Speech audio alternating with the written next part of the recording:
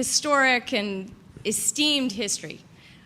We have a phoenix on our flag for a lot of different reasons, but the biggest is that our beautiful city burned down 6 times before the 1906 earthquake.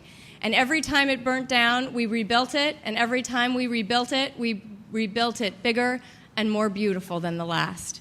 And here we sit looking at San Francisco, one of the jewels of the United States, without question one of the most beautiful cities, and it's our architecture that makes us that way. I'm running for mayor because we need a new generation of leadership that has a record of getting things done and a vision for where we're going to go in the 21st century.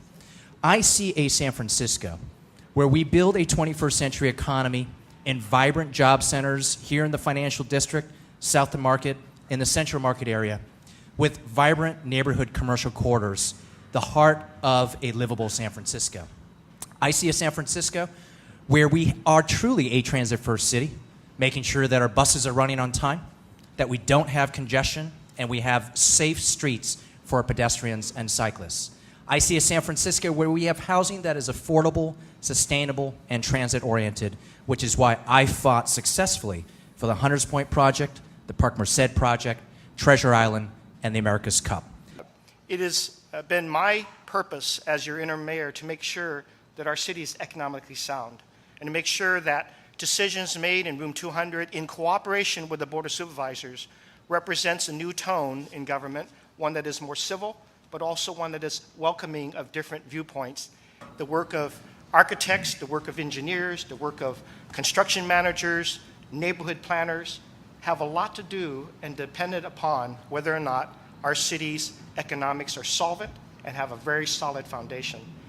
I think this is the most important mayor's race we've had in 20 years and the most important mayor's race that we are going to have for the next 20.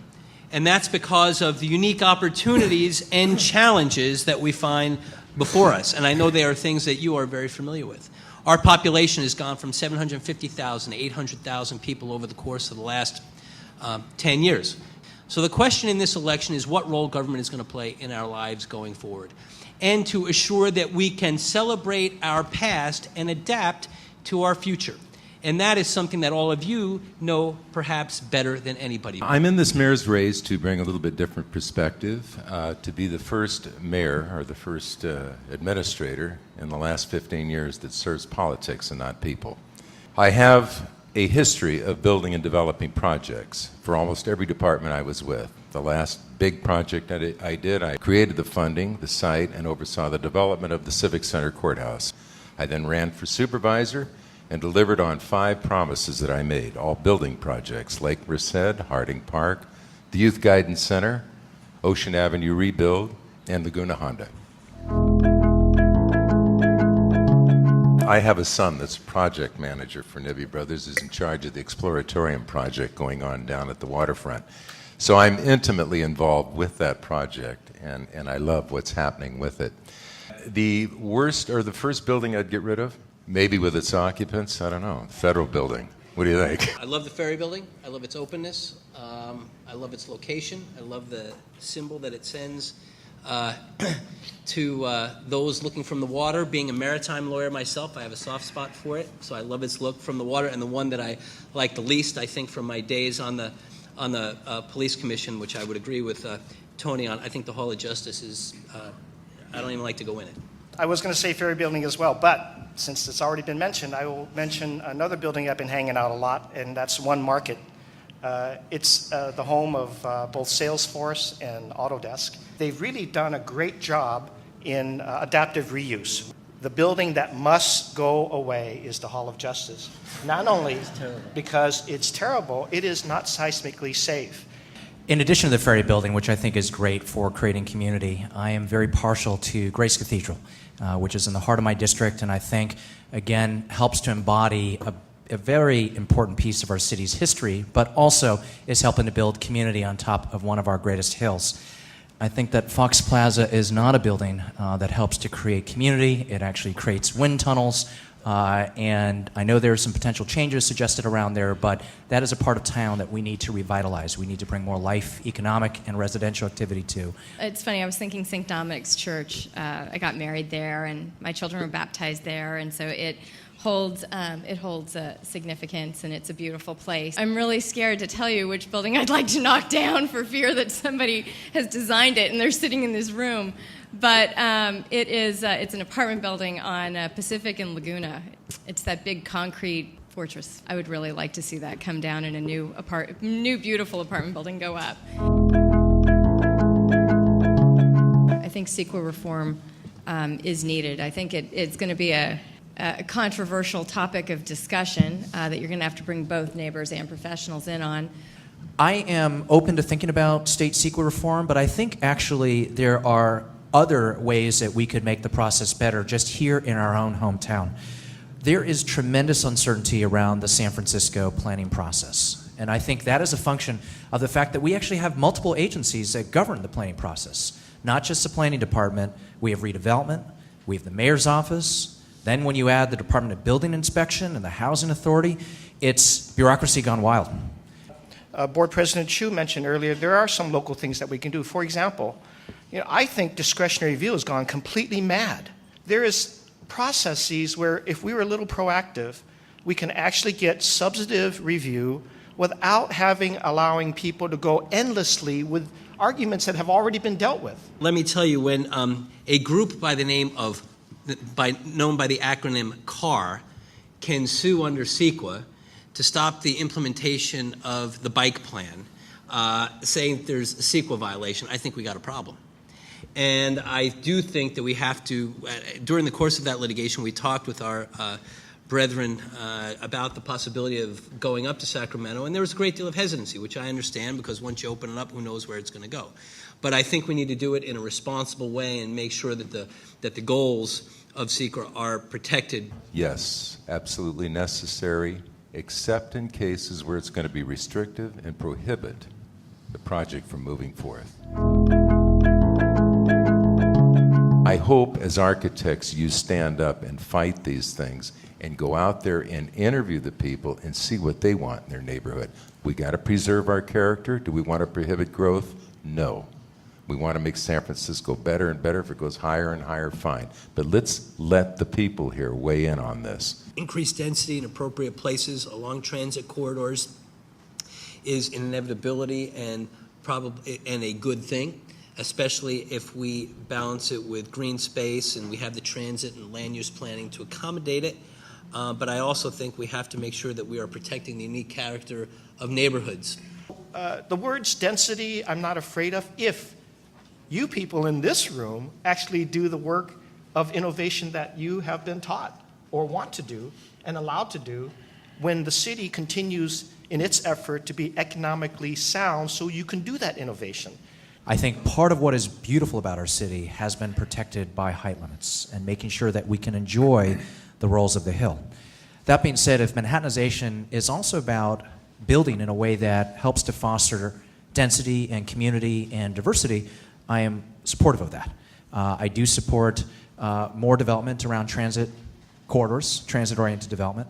I also support making sure that we can think about height, for example, in the South of Market area. When I see buildings like London's Egg or Sydney's Opera House or Vancouver's cruise ship terminal, there's something really exciting about these really big, bold buildings that are beautiful and a symbol of artistic expression. And truthfully, I see our beautiful city, and sometimes I want to go, how about something a little more fabulous there? I think it's important that Market Street becomes the grand boulevard that folks know around the world. The congestion that we currently see on that street is obviously not working. And I also think that the experiments that we've had on that street to have partial closures, turnoffs at 10th and 8th Street, have actually shown a great deal of success. I'd support looking into it. Well, there are two things, frankly. One, right now, if you have a disability in San Francisco, it's really hard to get around. And our public transportation is not up to snuff. I'm also carrying around 3 kids when I go out. I have a 10-year-old, an 8-year-old, and a 5-year-old. And so I realized, people say, well, are you really going to be going down Market Street? Well, if we're going to try and revitalize Market Street, and if we're going to be trying to put focus on some of our storefronts and and pulling things back to life, we have to be really careful how we pull people away from those areas, and we need to have a real focus on how we're going to get people to them. I am in favor of it. That's why I've already talked about having a creative corridor on Market Street. And I think that I would agree with Supervisor Chiu. If you look at Las Ramblas in Barcelona, or even 16th Street in Denver, which used to be their Skid Row, what they did was lessen planning regulations for small businesses along a 2-mile corridor of 16th Street, provided free transit service up and down that runs every 2 minutes. You know, I'm not so sure about that, John, because let me tell you why. The fundamental problem with the mid-market area and all of Market Street goes, it's much, much, much beyond traffic. And you, as artists of the landscape and architects, need to get together with the city planners and city fathers and administrators and come up with a vision. And that vision has to really do 3 things, or 2 things, really, in particular. It's got to bring business back. And it's got to bring it back in a fashionable, attractive way. In addition to what has already been said, if you start looking at the arts that have contributed tremendously now to a sense that some things are different that are happening, that are very positive, you know, and you look at the Black Arts Foundation, the Gray Arts Foundation that are there at that corridor at Taylor Street, and their synergism with Warfield Theater and the Golden Gate Theater, you're beginning to see how the arts community has registered the idea that Market Street can change right in the middle of it. And we want to continue doing that and build on that success that's already started. Number 1 problem is pension reform. We've got a $7 billion liability, soon to become a $12 billion liability. As your mayor, I have a way to fix that. You've heard me talk about it. We have to start reforming the whole system, bringing it in line with private enterprise, defining contributions and not benefits, offering 401ks. If we don't do this, the city isn't going to give you people the services you deserve and need. I hope you all look at us through this prism of, does this individual have a vision to assure that San Francisco can be a model for what a 21st century American city needs to be? And does the individual have a track record of accomplishment that demonstrates that they know how to use the power to get things done and make a difference in people's lives each and every day? And that's something that I've tried to do for 10 years as your city attorney. Look at everything else that's going around, whether it's across the bay, whether it's in the South, or whether it's across the country. You'll see a special light that exists here in San Francisco. And my mayorship has been about not resting on just pure luck. That you have someone in the office already having done the job, making sure people collaborate and making decisions that benefit the city. And in the best interest of the city, it is job creation that is the number 1 goal. I want to be a mayor who, with all of you, thinks about what that vision is on what our 21st century city should look like, on making sure we're building great schools, a great transportation system, a 21st century economy. And I want to ask all of you to join me in that vision. I'm the one person who has a legislative history for having created jobs. Through the biotech payroll tax exemption, we literally put thousands of people to work and continue to do it. Through the film rebate program, again, thousands of people to work. And with the economic plan for San Francisco, we have a blueprint to help us move forward into our future and create more jobs. San Francisco is the most beautiful city in the world. I'm raising my children here. I love it here. It's part of my life and will be always part of my future. And I want to thank you so much for being on this adventure with all of us.